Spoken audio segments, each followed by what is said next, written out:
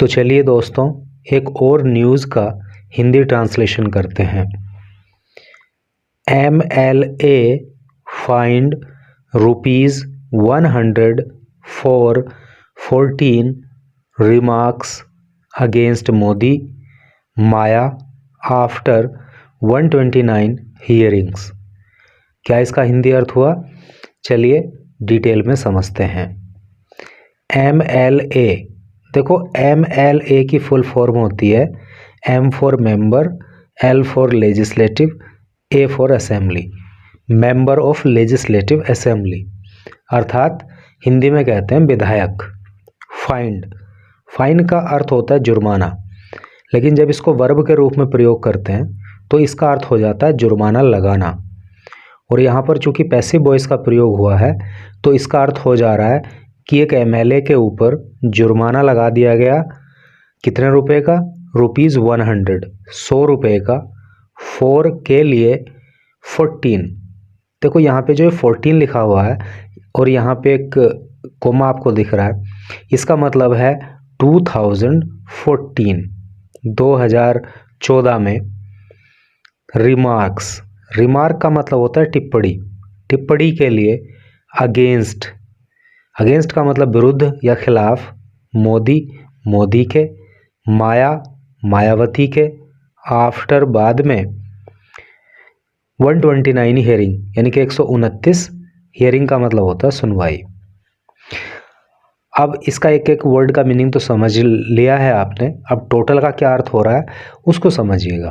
कहना ये चाह रहा है कि 129 सुनवाई करने के बाद एक MLA के ऊपर मोदी के खिलाफ और मायावती के खिलाफ टिप्पणी करने के लिए 2014 में 100 रुपये का जुर्माना लगा दिया गया। समझ में आई ना बात कि 2014 में एक MLA ने नरेंद्र मोदी के खिलाफ और मायावती के खिलाफ टिप्पणी कर दी थी, तो उस केस में 129 सुनवाई हुई और कोर्ट ने जो है 100 रुपये का जुर्माना उस MLA के ऊपर लगा दिया। अब आप भारत के अंदर कानूनी प्रक्रिया को डीपली इधर समझिए। बहुत बड़ा जुर्माना लगाया गया और इससे सीख लेने की आवश्यकता है। यहाँ लिखा है आफ्टर 129 हियरिंग्स, 129 सुनवाइयों के बाद, ओवर 11 ईयर्स, 11 वर्षों में, यानी 11 साल से भी अधिक हो गए और इन 11 वर्षों से भी अधिक के समय में 129 सुनवाई हुई। ए स्पेशल MP MLA कोर्ट इन कैराना, तो कैराना में जो एक स्पेशल MP MLA कोर्ट है, found Samajwadi party imposed a fine, देखो इम्पोज का मतलब होता है लगाना, ए फाइन जुर्माना ऑफ ₹100, 100 रुपये का जुर्माना लगा दिया समाजवादी पार्टी लेजिस्लेटर का मतलब होता है विधायक, नाम है नाहिद हसन के ऊपर, फॉर मेकिंग करने के लिए, डिरोगेटरी, इस वर्ड को याद करना, डिरोगेटरी का मतलब होता है अपमानजनक,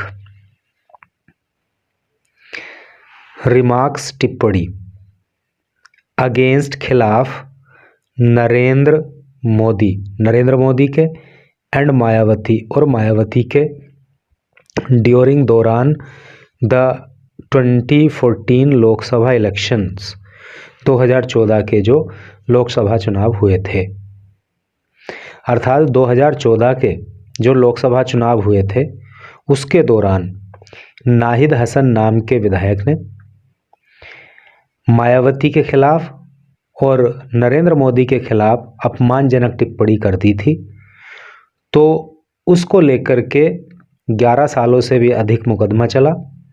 129 इस मामले में सुनवाई हुई और अंततः जो है 100 रुपये का जुर्माना कोर्ट ने विधायक के ऊपर लगा दिया। द कोर्ट सेड, कोर्ट ने कहा, he would have to serve 1 month imprisonment 1 month imprisonment का मतलब क्या होता है? जेल। कोर्ट ने कहा कि 1 महीने की जेल भुगतनी पड़ेगी इफ़ यदि ही फेल्ड, वो असफल हो गए टू पे, चुकाने में।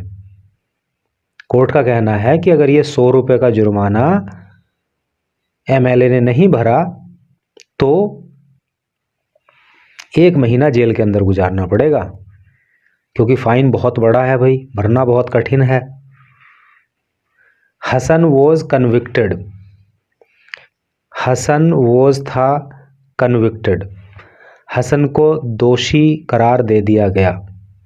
देखो, एक तो होता है एक्यूज्ड, एक्यूज्ड का मतलब होता है आरोपी, और एक वर्ड होता है कन्विक्ट, उसका मतलब होता है दोषी। अब इनमें अंतर क्या है? ये अंतर कम लोगों को पता होता है। एक्यूज्ड होता है आरोपी, अर्थात उसके ऊपर मुकदमा चल रहा होता है, उसके ऊपर आरोप लगे हुए होते हैं, लेकिन अभी उसको अपराधी नहीं कहा जा सकता, क्योंकि अभी उसके ऊपर दोष सिद्ध नहीं हुआ होता है, वो अंडर ट्रायल होता है। तो क्योंकि आरोप का मतलब तो ये है कि वो आरोप सही भी सिद्ध हो सकता है अल्टीमेटली, और वो गलत भी सिद्ध हो सकता है।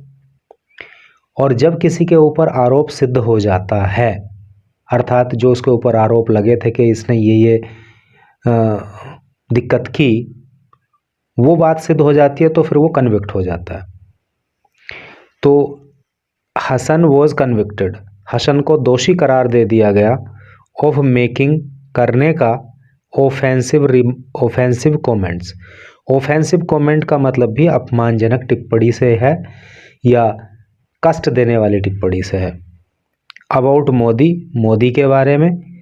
देन गुजरात सीएम, और उस समय मोदी गुजरात के मुख्यमंत्री थे। And A prime ministerial candidate, और वो प्रधानमंत्री पद के उम्मीदवार भी थे।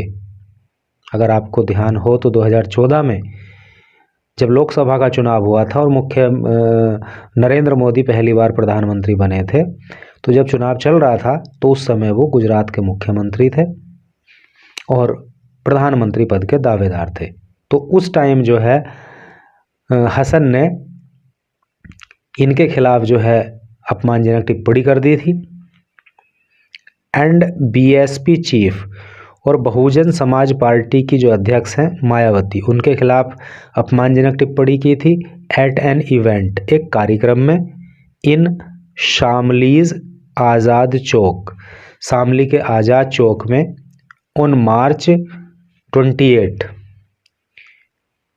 28 मार्च 2014 को, यानी कि टिप्पणी जो की गई थी तो 28 मार्च 2014 को की गई थी। Hasan who was the SP candidate from Kairana, तो हसन जो है वो कैराना से समाजवादी पार्टी के प्रत्याशी थे एट द टाइम, उस समय पे।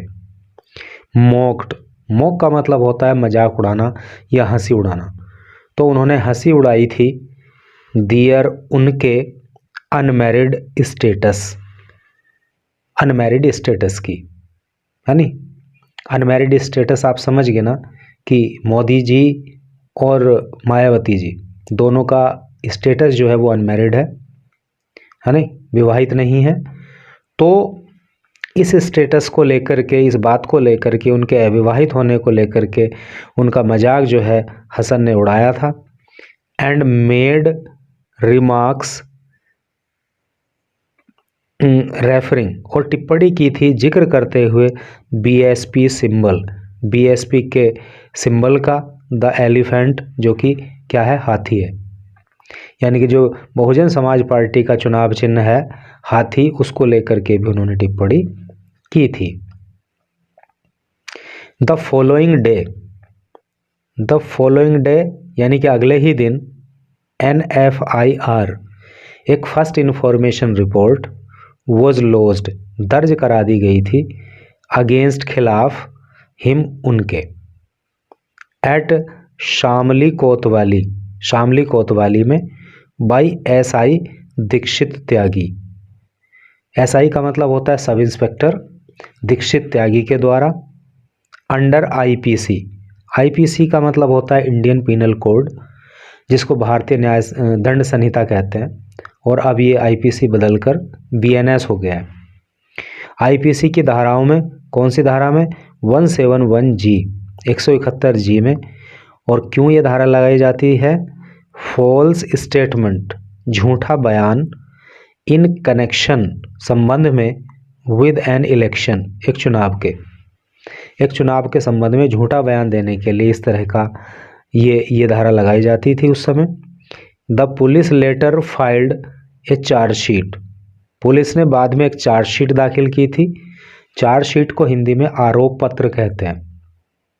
तो बाद में जो है एक आरोप पत्र दाखिल किया गया था, लीडिंग टू ए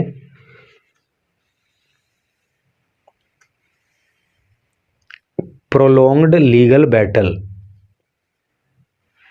और ये बढ़ गया था किस रूप में? प्रोलोंग्ड मतलब लंबा, लीगल का मतलब कानूनी, बैटल का मतलब लड़ाई। और जब इसमें चार्जशीट दाखिल हुई तो उसके बाद ये मामला एक लंबी कानूनी लड़ाई का रूप ले गया, यानी कि कानूनी रूप से लंबी लड़ाई ये लड़ी गई 11 साल तक। Hasan now serving his third term as an MLA, तो नाउ अब जो है अपना थर्ड टर्म मतलब तीसरा कार्यकाल, तो हसन जो हैं अब तीसरी बार MLA के रूप में अपनी सेवाएं दे रहे हैं, फ्रॉम कैराना से, यानी कि तीसरी बार वो कैराना से MLA हैं। कंटेस्टेड द 2014 लोकसभा इलेक्शन, और उन्होंने 2024 का लोकसभा चुनाव लड़ा था, बट लेकिन लॉस्ट टू BJP's हुकम सिंह, लेकिन बीजेपी के जो हुकम सिंह हैं उनके सामने वो हार गए थे। हिज फैमिली, उनका परिवार, has a strong political presence, एक स्ट्रॉन्ग का मतलब मजबूत, पॉलिटिकल का मतलब राजनीतिक, प्रेजेंस का मतलब उपस्थिति, तो उनके परिवार की एक मजबूत राजनीतिक उपस्थिति है, अर्थात उनका परिवार जो है राजनीतिक रूप से मजबूत परिवार है। हिज मदर, उनकी माँ, जिनका नाम है Tabassum Hasan, is a former MP, वो फॉर्मर का मतलब होता है पूर्व, MP का मतलब मेंबर ऑफ पार्लियामेंट अर्थात सांसद, तो उनकी माँ जिनका नाम तबस्सुम हसन है वो भी MP रह चुकी हैं। एंड हिज यंगर सिस्टर, और उनकी जो छोटी बहन है जिनका नाम है इकरा हसन, काफ़ी लोग परिचित होंगे इकरा हसन से। Iqra Hasan is currently an SP MP, तो उनकी जो छोटी बहन इकरा हसन है वो करेंटली फ़िलहाल एक समाजवादी पार्टी की MP हैं, फ्रॉम कैराना से। कैराना में अभी पिछले दिनों क्या हुआ था, उपचुनाव हुए थे, बाई इलेक्शन, तो उसमें जो है इकरा हसन वहाँ से MP बन गई हैं। हसन हैज़ फेस्ड, और इकरा हसन जो है महिला वर्ग में जो अच्छी पढ़ी लिखी महिलाएं हैं तो उन्हीं में से एक सांसद वो हैं। Hasan has faced multiple legal challenges, Hasan ने सामना किया है, देखो यहाँ पे अगर ट्रांसलेशन के हिसाब से देखें तो प्रेजेंट परफेक्ट टेंस का प्रयोग है, क्योंकि हसन सब्जेक्ट है, हैज़ हेल्पिंग वर्ब है, फेस जो है वो मुख्य वर्ब यानी कि मेन वर्ब की थर्ड फॉर्म है। तो हसन हैज़ फेस्ड, हसन ने सामना किया है, मल्टीपल का मतलब अनेक, लीगल चैलेंजेज कानूनी चुनौतियों का। इन नवंबर 2022, 2022 के नवंबर में द इलाहाबाद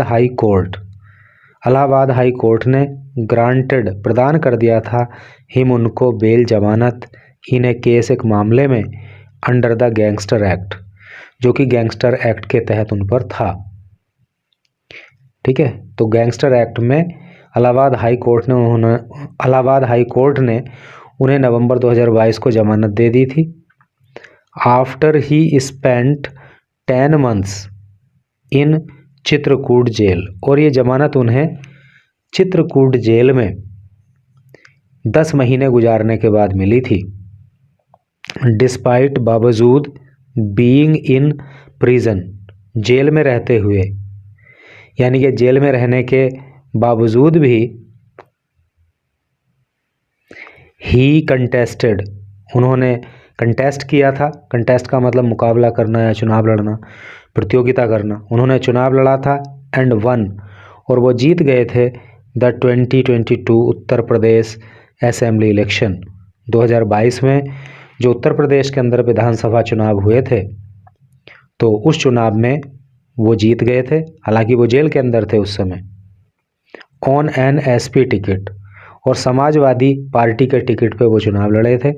डिफीटिंग, और उन्होंने हरा दिया था बीजेपीज मृगंका सिंह, बीजेपी की जो कैंडिडेट थे मृगंका सिंह, उनको जो है इन्होंने हरा दिया था। तो इस तरह से करके न्यूज़ थी। कहने का मतलब ये है कि भाई 129 बार सुनवाई हुई, 11 साल से ज़्यादा मुकदमा चला। कितना इसमें कॉस्ट आई होगी, आम जनता का कितना पैसा इस सारी प्रक्रिया में लगा होगा, और फाइन लगाया गया 100 रुपये, है नहीं? तो क्या इससे क्या दूसरों को सबक मिलेगा कि भाई किसी के खिलाफ क्या उसको क्या बोलते हैं, डेरोगेटरी रिमार्क मत करो, किसी के खिलाफ अभद्र टिप्पणी मत करो, अपमानजनक टिप्पणी मत करो। भाई 1-2 लाख रुपए का फाइन अगर होता तो किसी को डर भी लगता है कि यार अगर किसी के खिलाफ अपमानजनक टिप्पणी करोगे तो भैया अच्छा भुगतान करना पड़ेगा। लेकिन एक एमएलए पे 100 रुपये का फाइन लगाया जा रहा है, 11 साल मुकदमा चल रहा है, 129 सुनवाइयाँ हो रही हैं। अब इस सारे प्रोसेस में जो पैसा खर्च होता है वो तो आम जनता की जेब से जाता है। तो कम से कम इतना फाइन तो हो कि हाँ, जो उसमें कॉस्ट इनकर हुई है, इस सारे प्रोसेस में जितना पैसा लगा है, कम से कम वो तो वापस आ जाए। Thank you very much for reading this news till last.